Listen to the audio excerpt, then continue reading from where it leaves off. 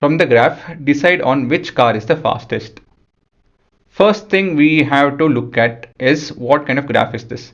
There's no title given, so let's look at the x and y axis. So this is a distance versus time graph.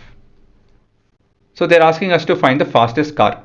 So how many cars are there? Well, we have A, B, C, D and E. So there are 5 cars. So now, how do you find speed of a car from a given graph, especially distance time graph? By finding the slope. But here finding 5 different slopes is not going to be easy because this is hardly a mark, 1 mark, if not 2 mark question. So we can't find 5 different slopes. So instead of that, let me teach you guys a trick. I'll start with a detailed version and I'll reduce it to a shorter version as and when I finish the answer at the end of the answer. So I'll give you the detailed version now. First is, let's consider duration, say from 0 to 6 seconds. So we have a car, we have the initial point, that is in meters. We look at the final point within this time, how much the car has traveled. So let's do with this, let's finish with this, then we'll talk about the next step. So I'll show you what I mean. So take car A. Initially it was at 0. So when I tell initial, it is at 0. Second, where the car was at origin at 0. At time 0, the car was at 0. What is the final after 6 seconds? At 6 seconds actually. Final over here is at 6 seconds. To have a look at that, we need to draw a perpendicular line to x-axis. And where this line intersects the graph is where the car is at that moment of time. So approximately 18. Okay, so the car is at 18 meters away from the origin. So let's look at car B. Car B started at 0, right? It started at 0 and it went to 40 meters away from the origin. Let's look at car B C.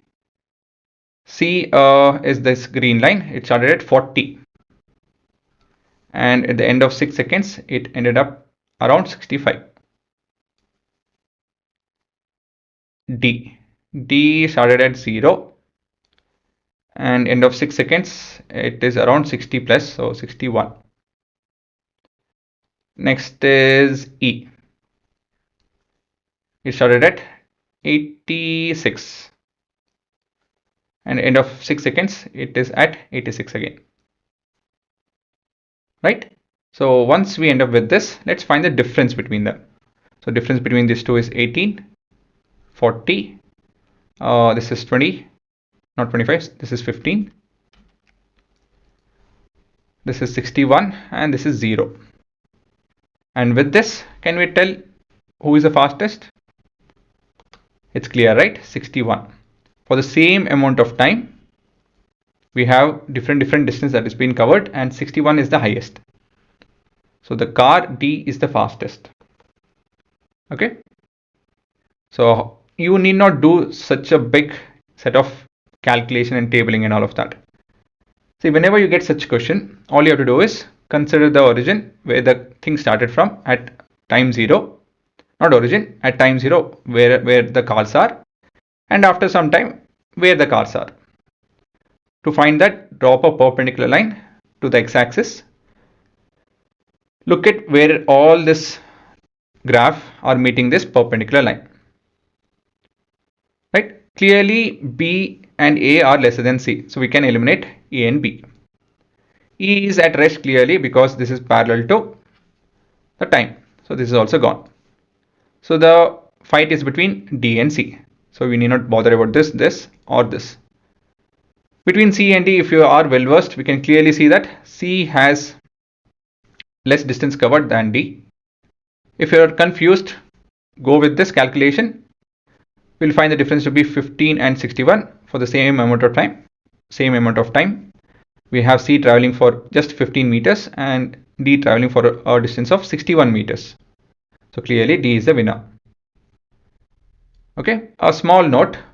See, in all of this, all the cars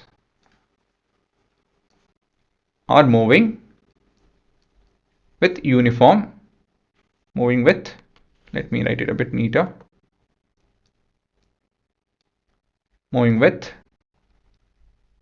uniform speed. Now, what else can we conclude? We can, oh yeah, one more answer is car D is the fastest.